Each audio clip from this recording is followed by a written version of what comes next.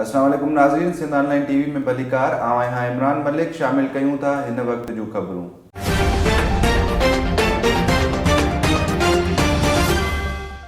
नाज़रीन, जंगशाही ऐं भरिसां क़दीमी दरगाह हज़रत अमीर शाह जीलानी पोटो सैयद अब्दुल कादिर शाह जीलानी जी मज़ार तोड़े मुसाफ़िर खाननि समेत औरतनि ऐं मर्दनि जे बैतुल ख़िला सां गॾु पीअण जे पाणी जी टंकी ऐं निमाज़नि लाइ नएं वज़ू खाने जो कमु तेज़ी सां जारी आहे। सिंध ऑनलाइन टीवी ठटो सजावल जे ब्यूरो चीफ दरियाखान खुश्क मूजिब दरगाह जो कमु ख़िदमतगार ग़ुलाम कादिर जोखियो ऐं संदसि फ़र्ज़ंद हाफ़िज़ सदाम हुसैन जोखियो पारां पंहिंजी मदद पाण तहत करायो पियो वञे। सिंध ऑनलाइन टीवी सां ॻाल्हाईंदे दरगाह जे ख़िदमतगार ग़ुलाम कादिर जोखियो ऐं संदसि फ़र्ज़ंद हाफ़िज़ सदाम हुसैन जोखियो चयो त सिंध धरती वलियनि दरवेशनि सूफ़ियुनि ऐं बुज़ुर्गनि जी धरती आहे जन हमेशह प्यार मुहबत अमन ऐं भाईचारे जो पैगाम ॾिनो आहे। ॿी तरफ़ मल्हा अॻवान ॾाॾा आदम गंदरो सहाफ़ी मोहम्मद अयूब मल्हा ऐं ॿियनि मज़ार ते पहुची ख़ुसूसी दुआऊं घुरियूं।